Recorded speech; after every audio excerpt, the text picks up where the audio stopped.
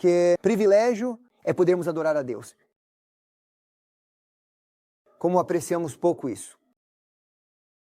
Quão alegres deveríamos estar ao entrar na presença de Deus e louvá-lo e adorá-lo. E, como falamos, na noite passada, se você se lembra, entramos em sua presença com ação de graças. Deveríamos fazer muito mais disso. Deveríamos passar muito mais tempo louvando a Deus do que reclamando. Você entende? Muito mais tempo refletindo, contemplando seu caráter e sua bondade, e sua misericórdia, e seu amor, e seu sacrifício, e suas obras, e suas promessas. Muito mais tempo gasto olhando para Deus, e muito menos olhando para si mesmo, e para os problemas, e para o pecado. Você entende? Porque nossa mente, o espírito de profecia, diz que nossa mente é transformada pelas coisas que contemplamos. Ela diz que ao contemplar as coisas, qualquer coisa que olhemos constantemente é o que nos tornamos. E isso mantém nossa mente ocupada. Transforma nossa mente na imagem das coisas que continuamos olhando, com as quais enchemos nossa mente. E assim devemos encher nossa mente com Deus. Você não obtém vitória sobre o pecado lutando contra o pecado, embora devamos nos opor ao pecado. Você obtém vitória sobre o pecado, enchendo-se de Deus. Porque quanto mais presença você tem da presença de Deus, menos espaço há para o pecado. Quanto mais você ama a Deus, menos desejo, amor e paixão você tem pelo pecado. Quanto mais você o contempla, menos. Basicamente, quanto mais você enche seu coração com Ele, menos espaço, menos tempo você tem para outras coisas. Na verdade, quanto mais paixão você tem por Deus, menos você se interessa pelas outras coisas. E isso você não esvazia seu coração de coisas ruins. Você o preenche com Deus a tal ponto que não tem desejo pelas outras coisas. Você simplesmente continua preenchendo. E então vamos voltar. Entre em seus portões com louvores. E você pensa sobre isso, nosso Pai no céu, quando ele diz nosso Pai, ele nem usa a palavra para Pai. Ele usa o diminutivo, o apelido que é usado em uma amizade próxima, relacionamento próximo. É como quando você diz papai, ou cachorrinho, ou... Isso mostra que o grego revela uma relação muito próxima entre pai e filho. E eu me lembro que meu pai era um homem muito, muito, muito espiritual. E eu era um pouco muito, muito louco, sabe? E eu tinha energia demais, demais, demais. Ainda tenho energia. As pessoas se perguntam, como eu não consigo ficar parado. Quando as pessoas vão devagar, eu tenho que me mover para frente e para trás, porque simplesmente não consigo ficar parado, sabe? E eu tinha criatividade demais. E quando eu não fazia nada, surgiam ideias, sabe? E então, eu ia para a escola e jovens, não ouçam o que vou dizer a seguir. Vou ter problemas com seus pais. Eu ia para a escola e as crianças tentavam pegar minha bicicleta para dar uma volta. Então eu arranjei uma solução. Eu pegava uma linha de pesca bem grossa e a colocava ao redor do assento da bicicleta e deixava cerca de 3 metros na grama no chão e a prendia em uma árvore. E então desparafusava os parafusos das rodas, apenas o suficiente para que as rodas ainda estivessem lá, mas não fixas, sabe? E assim que eu entrava na sala de aula, eu observava pela janela e as crianças vinham, olhavam, sim, ele tem uma bicicleta legal. Eles pegavam a bicicleta. Quando a linha ficava tensa, eles simplesmente caíam e a bicicleta ficava e as rodas iam e as crianças batiam no chão, sabe? E eu me divertia e fazia bolas de neve. E tinha como objetivo acertar todos os chapéus. Todo mundo tinha um chapéu para acertar com bolas de neve. E algumas vezes eu acertava as janelas da escola. E eles ligavam para o meu pai e minha mãe chorava. Esse garoto é louco. Todo dia recebemos 5, 10 telefonemas, ele fez algo de novo. E adivinha o que meu pai fazia? Ele vinha e me dava um abraço. Ele me abraçava e dizia, eu também fiz isso. E ele dizia, meu pai orou por mim e me perdoou. e eu estou orando por você e eu te perdoo. Ele dirá, porque estou orando por você, você vai usar toda essa energia no serviço de Deus. Ele dirá, sabe, eu te amo. Eu sempre soube que posso ir até ele com qualquer problema porque ele é um amigo. Essa é a relação na oração quando ele diz papai no céu. Isso mostra uma relação tão próxima que você pode ir até ele com qualquer coisa e sabe que ele te ama. Entende? Você confia nele. E assim, nosso papai, no céu santificado seja o teu nome. O que ele quer dizer com santificado?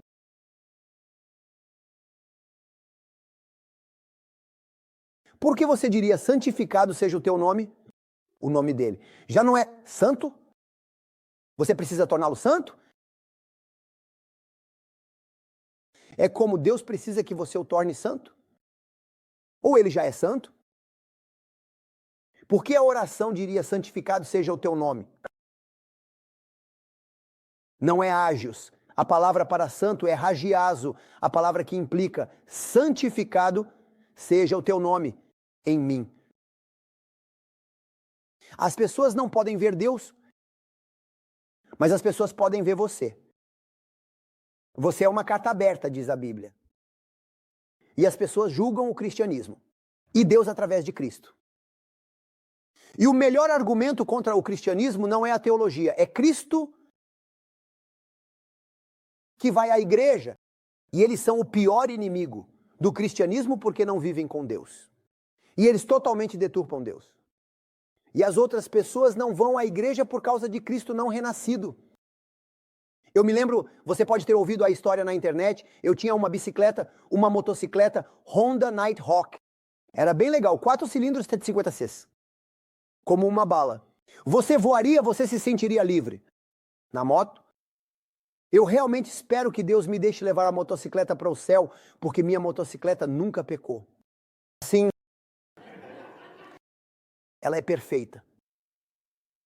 E então, eu vou para aquela igreja na primeira semana, naquele novo distrito. E quando vou pela primeira vez à igreja, a senhora vem até mim e tem uma voz aguda. Pastor, nós te amamos tanto. E eu disse, na minha mente, ela nem me conhece. Como ela poderia me amar? Ela precisa me conhecer primeiro, e então pode decidir se me ama ou não. Então eu não disse que também a amava, porque não queria mentir. Eu apenas disse, bem, Deus te abençoe, você sabe. E então, quando ela orou, sua voz ficou ainda mais aguda. Ó, Senhor, nós te amamos tanto, e eu não gosto de pessoas santas. Eu gosto apenas de pessoas normais. E quando ela era tão santa, eu disse, há algo errado com ela. Ela é santa demais para ser real. Você sabe, a menos que ela tenha caído do céu, tipo, você sabe, como um anjo, você sabe. Ela não pode ser santa porque a Bíblia diz que todos pecaram. Você me acompanha? Quantos? Incluindo eu? Não pode se tornar. Todos pecaram. E então eu disse, ela é santa demais, você sabe. Quando as pessoas fingem santidade na igreja, elas têm algo a esconder. Porque as pessoas que são santas, elas são humildes. Porque o espírito de profecia diz isso com cuidado. Quando você se sente péssimo, quando você se sente pecador, ela diz, quanto mais perto você chega de Cristo, mais pecador você se sente. Pior, você se sente sobre si mesmo. Então, quando você começa a orar, as pessoas me chamam de pastor. Eu comecei a orar, eu comecei a estudar. E eu me sinto pior. Eu disse, louvado seja o Senhor. Você não se sente pior. Antes você não sabia como você é, e agora você sabe como você é. Você apenas sente como você é. Antes você estava doente e não sabia que estava doente. Agora, finalmente você sabe que está doente. Você entende? E ela diz, aqueles que se sentem bem ou indiferentes estão longe de Cristo. Porque quando você se aproxima de Cristo e olha para Ele, comparado a Ele, você diz como Paulo, eu sou o primeiro entre os pecadores. Se Paulo, o apóstolo, diz isso, quem sou eu para dizer diferente? E por isso eu não gosto de pessoas santas. Eu gosto de pessoas humildes, normais. E então eu disse, há algo errado com ela. Então eu disse, vou visitar você e sua família. Ó, Venha, nós te amamos tanto. Eu disse, ok. Peguei minha bicicleta. Fiz um belo passeio, estradas do interior. Adorei. Cheguei lá, ela vem até a porta, ela abre a porta. Você pode ter ouvido a história. Bem-vindo à nossa casa. Pequena casa que está esperando por você. E então você sabe.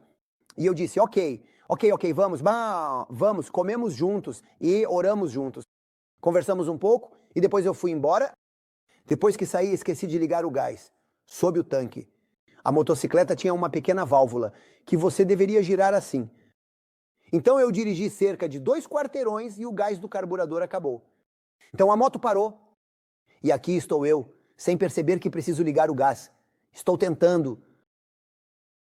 Nada. Morta. Até que a bateria morreu. E eu disse, o que há de errado comigo? Por que essa moto não está funcionando? Então eu volto para casa e eu não os chamei. E eles não sabiam que eu estava voltando. E eles não ouviram o motor ou qualquer coisa. Então quando me aproximo da porta, eles estão brigando. E o cordeiro do Apocalipse se tornou a besta do Apocalipse. Certamente eles desenvolveram chifres. Ela estava gritando com o marido. E ela não era mais um cordeiro e uma pessoa santa, sabe? Ela estava apenas gritando e usou palavras terríveis, terríveis, terríveis, terríveis. Eu nem quero usar as primeiras letras das palavras. Ela estava gritando, chamando-o de nomes, xingando. E ele a xingou de volta. E ela o empurrou. E ele a empurrou de volta. E instantaneamente ela começou a acreditar em OVNIs. Porque ela pegou um prato e jogou nele. E ele se abaixou e o prato acertou a parede. E eu não posso descrever o som da porcelana quebrada. Sabe? E então, ela diz, você é... E ela continuou e continuou e continuou. Ele a empurrou para dentro da porta. Eu estava pronto para sair porque estava envergonhado que eles soubessem que eu sei. Então eu estava saindo devagar. E enquanto ele a empurra para dentro da porta, a porta se abre. E ela diz, pare de me empurrar, seu... E então ela me vê. Ó, pastor, você voltou. Nós amamos você. Eu disse. Então, mais tarde tivemos evangelismo. E eu convidei os vizinhos. E os vizinhos me disseram, não queremos ir à sua igreja. Eu disse, por que não? E eles disseram, se todo mundo é como eles, realmente não precisamos disso. Santificado. Seja o teu nome é a oração que você deve fazer pela manhã. Senhor, por favor, ajuda-me a te representar adequadamente. Para que o teu nome seja glorificado. No meu bairro, quando vou ao supermercado, o mais difícil para mim é quando estou dirigindo. E as pessoas dirigem devagar e em paralelo. Ah, você entende. Santificado seja o teu nome de forma que quando as pessoas me veem, elas possam ver Jesus. Elas possam ver amor, compaixão, humildade, paciência e cuidado. Você me acompanha? Porque o fruto do Espírito, basicamente, quando você tem o Espírito, você tem o fruto do Espírito. Se você não tem o fruto do Espírito, então você não tem o Espírito. E em vez de tentar mostrar santidade, é melhor tentar convidar o Espírito para a sua vida. Porque quando o Espírito enche seu coração, o fruto fluirá naturalmente. E é isso que Jesus implica. Jesus diz, você precisa ser cristão a ponto de meu nome ser santo diante dos outros. E eles veem você e veem Jesus em você, cristãos em você. E eles me louvam por sua causa. E esse é o melhor evangelista. Você pode convidar pessoas para a igreja. Isso é maravilhoso. Dar estudos bíblicos a eles? Com certeza, esse é o evangelho, a grande comissão. Fazer evangelismo? Isso é maravilhoso, devemos. Mas se as pessoas não encontrarem Jesus na igreja, elas não serão atraídas para a igreja. Estou certo? Sim! Até os cães fogem de cristãos não nascidos de novo. Os animais conseguem sentir pessoas maldosas. Você me acompanha? Crianças, elas sabem o que é falso. Elas sabem como os pais são. As crianças sabem quando os pais são santos na igreja e um pouco menos santos em casa. Estou certo? E então, em vez de fingirmos santidade, não deveríamos nos humilhar e dizer: Senhor, enche meu coração. Examina minha alma. Veja onde estou, porque eu não me conheço e não posso me mudar. Eu tentei e não consigo. Lembro-me de que nasci sem paciência e lembro-me de que gosto dos meus sapatos, brilhando. Eu sempre os lustro. Se vejo qualquer mancha nos meus sapatos, volto e os lustro. E eu estava em Bucareste e o trem e o ônibus e o metrô estavam lotados de pessoas. Se você ver as fotos, é engraçado. Eles não conseguiam fechar as portas e as pessoas estavam como um grupo, como um aglomerado pendurado na barra. Do lado de fora do ônibus, literalmente, eu poderia mostrar fotos, é engraçado, e assim, às vezes eu ia para a universidade, para a faculdade. Eu não tinha espaço no ônibus, então eu segurava em algo e ficava pendurado do lado de fora do ônibus. Sim, perigoso. De qualquer forma, quando consegui entrar no ônibus, alguém pisou no meu sapato. Instantaneamente, senti dor de estômago e eu disse: tire o pé. Você não vê que eles estão brilhando e eles dirão: olhe ao redor nesta multidão, alguém vai pisar em você. Não, por favor, não pise em mim. E eu sempre sentia dor de estômago. Ficava com raiva e frustrado. E eu estava ardendo de raiva porque as pessoas sempre pisavam nos meus sapatos. E eu liguei para o meu pai. Eu disse: o que posso fazer para ser paciente? Porque quanto mais eu rezo por paciência, mais irritado eu fico. Isso já aconteceu com você? E meu pai disse: pare de tentar ser paciente, embora você deva desejar ser paciente. E preencha-se com Deus. Convide-o. Por favor, venha, porque sozinho eu não consigo. Eu não faço o que quero. Eu faço o que odeio. Por favor, preencha-me, porque sozinho eu não sou nada. Mas com você todas as coisas são possíveis. Se você estiver em mim. E meu pai disse: ore continuamente, suplique pela presença de Deus, porque quando Ele está com você, você não tem problema. Quando você se separa dele, você tem um problema. Então eu comecei a orar e eu disse: você sabe. Satanás me ataca lá porque ele sabe que eu me importo com sapatos. Então eu disse: vou deixar que pisem nos meus sapatos. Então eu coloquei meu pé para fora e imediatamente alguém pisou nele. Meu estômago ficou assim, e então eu disse: Senhor, por favor, preencha meu coração, porque eu não sou uma pessoa paciente. E enquanto eu estava orando, sabe, eu não percebia mais se as pessoas pisavam em mim ou não. Eu nem pensei nisso. E então eu não me importava mais. E quando eu não me importava, eles pararam de pisar em mim. Porque Satanás disse: isso não funciona mais. Precisamos encontrar outra coisa, sabe? E então ninguém pisou mais nos meus sapatos. Isso é loucura. Estou tentando transmitir que o cristianismo não são as doutrinas que conhecemos, mas a transformação que experimentamos. Que o cristianismo não é o fato de termos um conjunto de regras. Você vai à igreja, canta cumbaiá, come de forma saudável, vai à reunião da Kia, ora, ouve o sermão, vai para casa e pensamos que se fizermos todas essas coisas devemos estar bem. Essas coisas devemos fazer. Mas o cristianismo é muito mais profundo do que isso. O cristianismo é Cristo em você ao ponto de o santificarmos diante de um mundo que é odioso, dividido, egoísta. Jesus diz: eu oro para que eles sejam um. Quão grande, quanta unidade. Como você, eu, o pai e o filho. Se você e eu somos um da mesma forma, eles devem ser um. Então o mundo saberá que eles são meu povo. Neste tipo de sociedade, ser um povo. Diferente em total, perfeita unidade com amor perfeito, cuidando uns dos outros, cuidando das pessoas, mostrando compaixão, sem ser julgador. Você vê um cristão julgador, esse é um cristão doente. Aqueles que julgam os outros são os cristãos mais pecadores. Porque se você é um bom cristão, você oraria pelos outros, não julgaria os outros. A Bíblia diz que na medida em que você julga, nessa medida você será julgado. Você me entende? Portanto, precisamos estar tão cheios do Espírito Santo a ponto de mostrar Cristo em nosso comportamento. Eu me lembro especificamente de uma vez, foi a primeira vez, depois que me formei em Andrews e compramos uma casa. Foi nossa primeira casa no Zineu e finalmente compramos nossos primeiros móveis. E eu não comprei caro. E eu quero. Eu era pobre demais para comprar barato. Eu comprei algo no meio do caminho, sabe? E então eu comprei um sofá. Coloquei na sala de estar e olhei para o sofá. Eu disse, este é nosso primeiro sofá. E eu estava tão orgulhoso. Eu me sentei nele e disse, é muito confortável.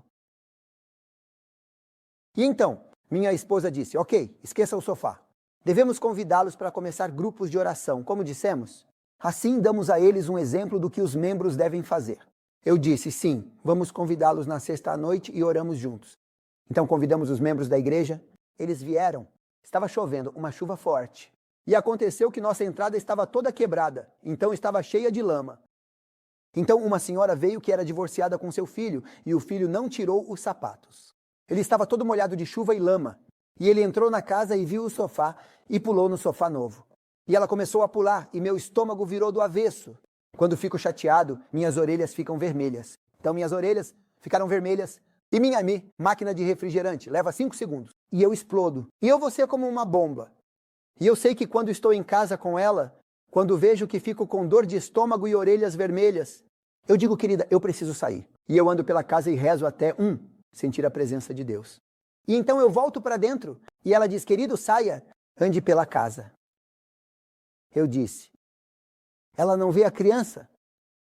Ela diz, você é uma criança ou o sofá? Eu disse ambos. Ela diz, você não pode amar os dois. Você precisa escolher. Eu disse, sim, por que não? Eu posso amar os dois. Ela diz, não, você precisa escolher quem você quer levar para o céu, a criança ou o sofá. Eu disse, querida, essa não é a questão. Eu não levo o sofá para o céu, mas isso não significa que as crianças devem estragar o sofá. As crianças precisam ser educadas e comportadas. A senhora deve observar e disciplinar seus filhos. Ela diz, você realmente ama essa senhora? Sim. Ela diz, não, você não ama. Eu disse, pare de pregar para mim. Ela diz, ande pela casa e reze. Eu não preciso rezar. Ela diz, sim, você precisa. E eu sabia que ela estava certa. E eu estava com dor de estômago. E eu saí e rezei, e andei e rezei, e andei e rezei, enquanto minha esposa entretinha os membros da igreja lá dentro, até eu me acalmar e voltar para dentro. E meu estômago ainda estava assim, mais calmo. A criança estava. O sofá estava todo sujo. Eu estava, desesperado. Era como o fim, você sabe, o fim do mundo, sabe? E então, finalmente, eles foram embora. Quem? Eu disse, vou limpar isso. Ela diz, deixa isso para lá. É sexta-feira à noite. Vamos orar. Nós oramos. Eu mal consegui dormir naquela noite. Sábado, à noite, minha esposa pegou algo. Limpou o sofá perfeitamente. Você nem podia ver que algo tinha acontecido. No próximo sábado, estou na igreja. E a senhora vem até mim e me abraça. E ela chora no meu ombro. E ela diz, desde que meu marido foi embora, eu não consigo discipliná-los, porque eles vão até meu marido e ele lhes dá presentes. E então eles o amam, em vez de me amarem. E ela diz, é uma bagunça. E ela diz, em todo lugar que vou, todo mundo grita com meus filhos e todo mundo os odeia. E você é um pastor tão paciente e amoroso. Eu disse, é melhor você falar com minha esposa. E ela disse, você é tão um Cristo. Eu posso ver Cristo em você. Você foi lá fora no jardim para colher tomates. E traga-o. Eu colhi alguns tomates e dei para as crianças. Sabe, eu disse, estes são tomates cereja. Eles são doces.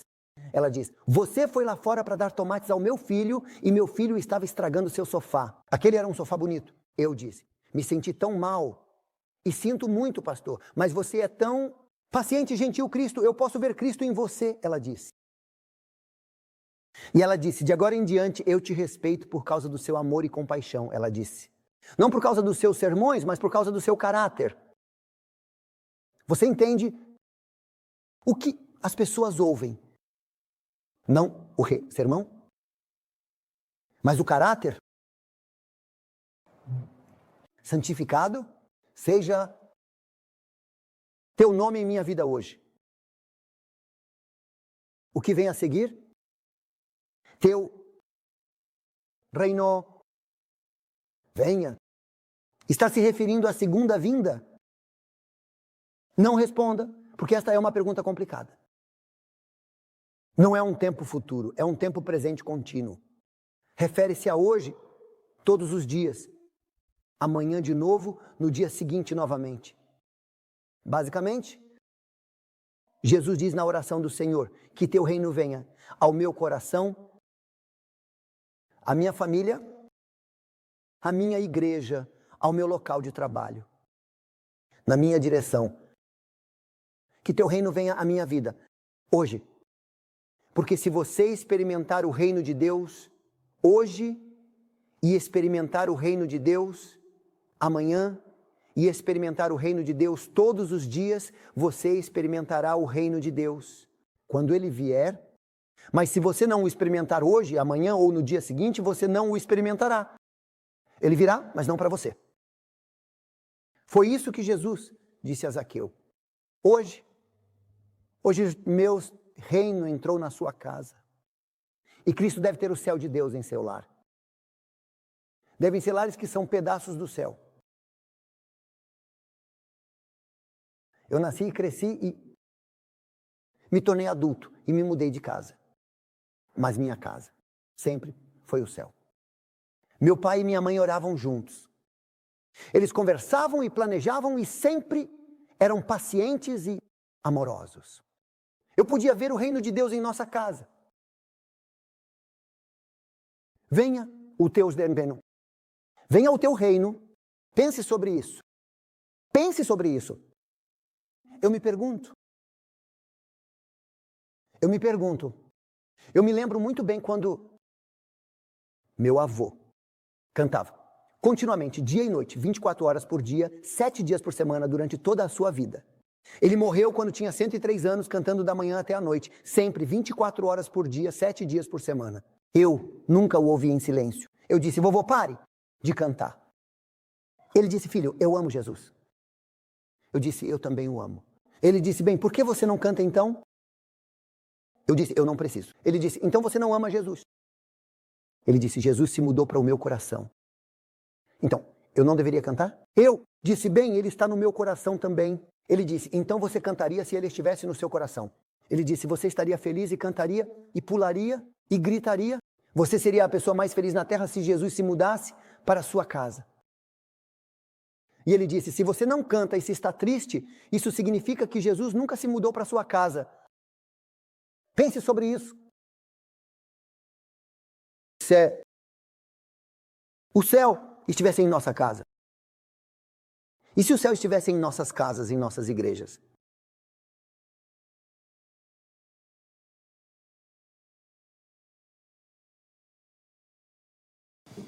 Na Romênia, não. Sem ofensa, eu amo os americanos. Sou americano há muitos anos. Eu os respeito por sua bondade e por ajudar missões ao redor do mundo. E assim por diante. Mas muitas pessoas na América não entendem a liberdade. Eles não entendem. Muitos deles não entendem o valor da liberdade que está acima da vida ou do conforto. O valor, quando você perde a liberdade, é maior do que se você perder uma casa. É mais do que se você perder a vida. A liberdade é absolutamente, extremamente vital, importante. Na Romênia não tínhamos liberdade. Não tínhamos liberdade. Na Romênia, durante o comunismo, se falássemos qualquer coisa em casa, tudo estava grampeado. Cada casa, cada telefone. Você iria a uma mercearia e se dissesse uma palavra contra o governo, seria levado. Você nunca voltaria para casa. Muitas pessoas foram mortas apenas por dizer algumas palavras contra o governo.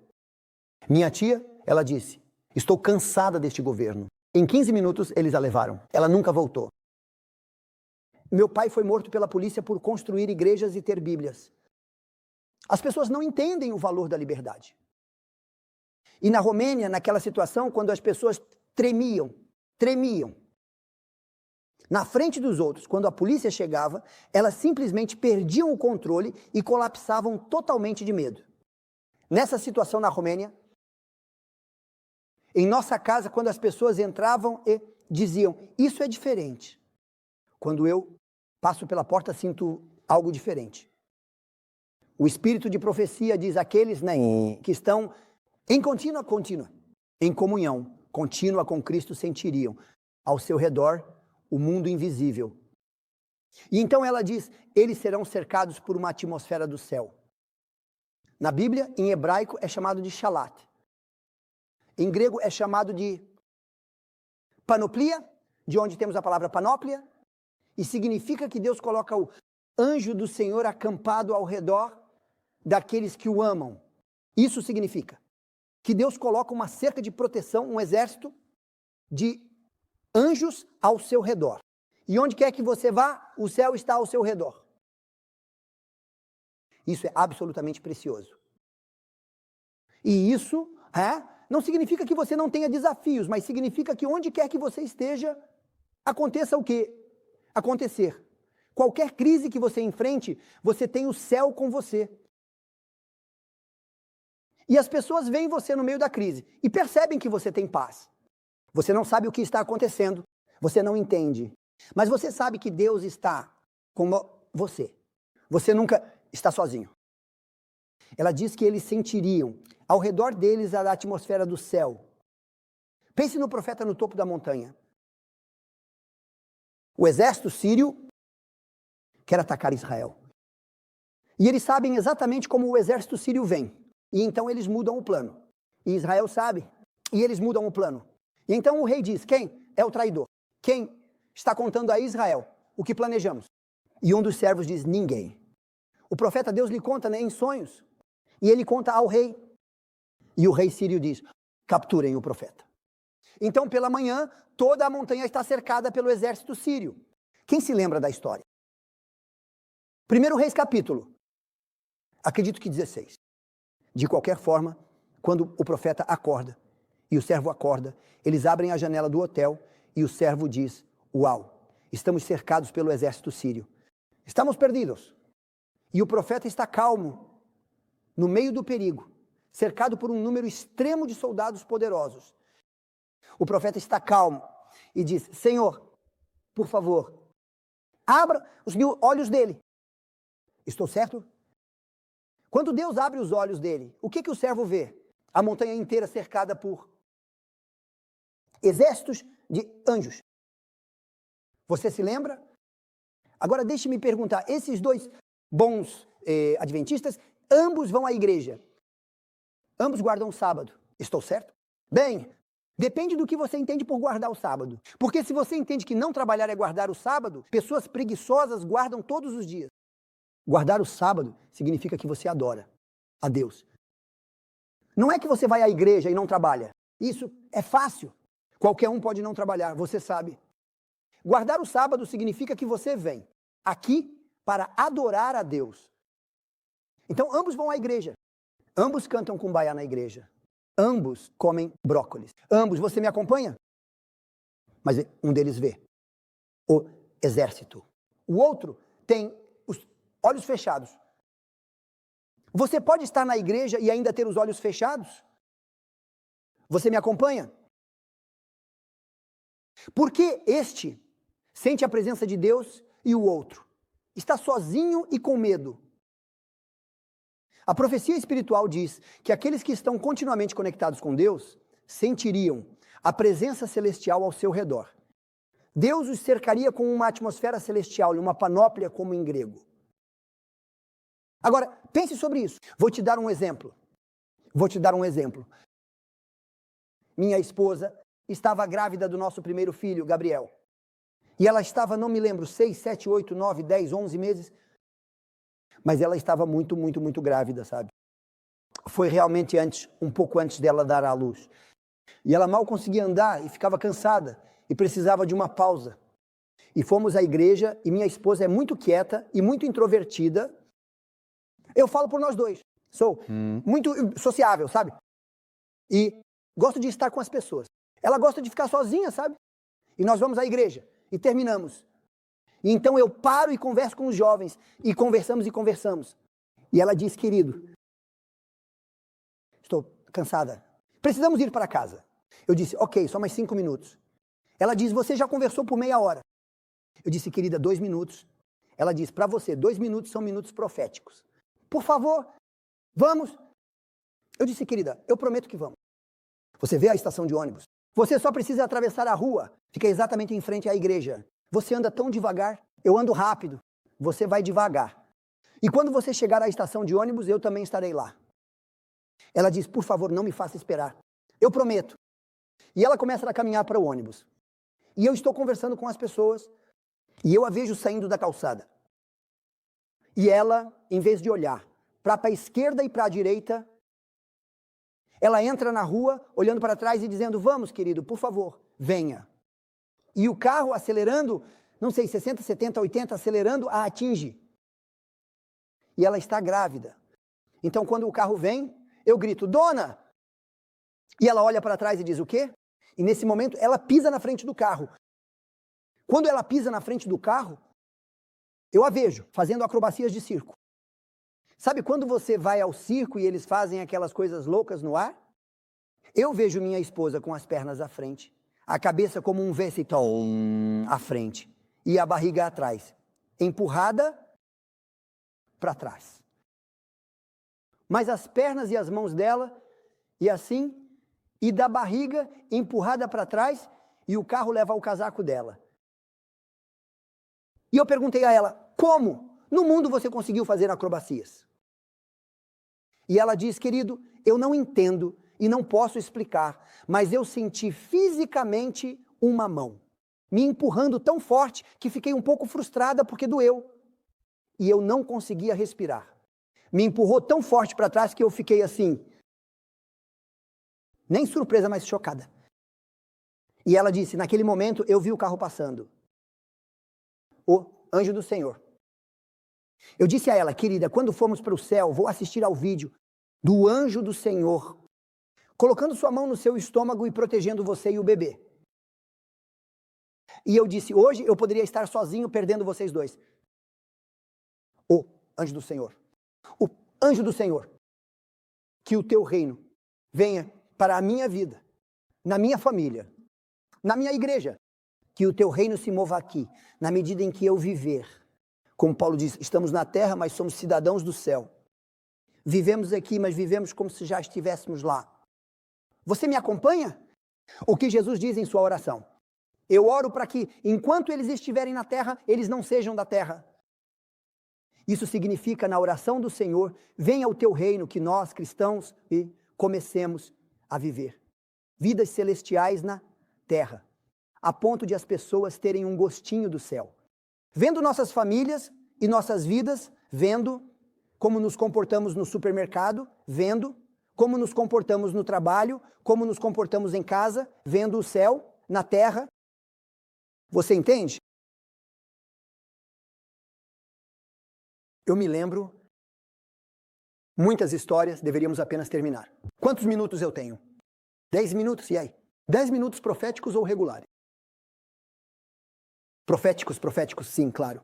Eu me lembro. Você leu isso no meu livro. Era contra a lei naquela época que 3 cristãos se reunissem. Se houvesse 2 no mercado em um lugar público. E o terceiro veio. Era considerado congregação e você seria preso. Então, um tinha que sair. Então, meu avô viajava de lugar em lugar, de vila em vila, de cidade em cidade. E ele plantava, embora fosse carpinteiro, não pastor, ele plantava igrejas. Ele ia, encontrava pessoas, corria o risco de ser preso, encontrava pessoas, dava estudos bíblicos, orava com elas, e então plantava uma igreja, e depois ia para a próxima, e a próxima, e a próxima, e a próxima vila. E ele dizia, eles não conhecem o céu. Eles precisam entender a beleza do evangelho. E então, uma vez, ele estava com um grupo de pessoas em uma vila. Eu sei o nome. Não vou te contar o nome. Fica a cerca de 60 quilômetros da cidade onde nasci. E eles estavam lá naquela casa. Eles se reuniam em uma casa. E a polícia veio, cerca de 40 policiais. E eles ficaram de pé. Na frente da porta de saída, a porta de entrada da casa, 20 e 20, como 2 fileiras, como um túnel. E se você saísse da casa, teria que caminhar entre esses policiais. E eles tinham aqueles cacetetes de borracha. E assim que você saísse, eles te batiam na cabeça até você desmaiar. E então suas botas te acertavam na boca, no estômago, até você morrer. E eles espancavam as pessoas até a morte. Literalmente batiam até haver sangue por toda parte. Eles não tinham misericórdia alguma. Eles eram como ferozes. E então, nessa situação, a polícia chegou e todos dentro começaram a chorar. Eles disseram, é isso. Vamos morrer ou ser presos, torturados, ir para a prisão. E meu avô disse, o céu está aqui. Deus está aqui. Deus está conosco. Ele prometeu, sempre que 2 ou 3, eu estou lá. Deus não é uma teoria. Deus é real. E ele disse a eles, se o céu é real, se Deus é real, por que vocês estão com medo? Se você não tem uma teoria de Deus, mas tem a presença de Deus, se Deus está com Deus está com você, quem pode estar contra você? E ele disse, se você está com medo, você deve ter apenas a teoria, mas não a presença. E ele começou a cantar uma música em romeno que diz, Sunt copil de imparat. Significa, eu sou um filho do rei. Eu sou um filho do rei, do rei, do rei. Eu sou um filho do rei e eu canto. Não tenho medo de nada, nada, porque Jesus vive em mim. O céu está em mim. O céu está comigo. Eu nunca estou sozinho. Posso entrar na cova dos leões e posso entrar no fogo. Posso atravessar as águas. Eu nunca estou sozinho porque Deus está comigo. Ele começou a cantar, saiu e o policial se afastou e ele passou. E ele disse, vamos, não tenha medo. Deus está conosco. E na segunda-feira de manhã, chamaram-no à delegacia e disseram, Senhor, Goya, queremos que nos diga quem eram os soldados ao seu redor. E ele disse, você bebe demais. Não havia ninguém. Eu estava sozinho. E eles disseram, não. 40 policiais. Todos eles viram os soldados. Quem eram os soldados? O anjo do Senhor. O anjo do Senhor. Cristãos verdadeiros têm um Deus verdadeiro e sua presença real e nunca estão sozinhos. E eles buscam sua presença. Mais do que a vida, mais do que o trabalho, mais do que as contas, mais do que a casa, mais do que a saúde, mais do que qualquer coisa. Porque a presença de Deus vale mais do que qualquer coisa em suas vidas. E é por isso que Jesus diz, venha o teu reino, e essa deve ser nossa oração todos os dias. Senhor, por favor, eu quero você. Você conhece a música? Eu preciso de ti a cada momento. Você conhece a música, não conhece? Eu preciso disso. Eu preciso disso. Eu preciso disso. Por favor, venha hoje com o teu reino em meu coração. Venha hoje com o teu reino na minha família, meus filhos, meu cônjuge. Venha hoje com o teu reino na minha igreja. Venha, Senhor, nós queremos você. Nós temos necessidades, mas não queremos as bênçãos. Queremos a tua presença, o teu reino, movendo-se em nós. Queremos você. Por favor, venha. Isso é? Todo adventista faria essa oração.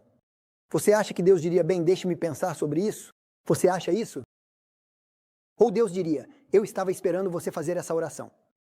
Sim, porque Deus respeita sua escolha. Você me acompanha? Mas Deus está esperando com paixão e amor que você convide seu reino a entrar em seu coração, em sua família. Amém? Então você tomaria a decisão de fazer essa oração todos os dias? Você não verá uma explosão e uma luz brilhante, e você sabe. Mas você experimentará, lentamente, cada vez mais a presença dele.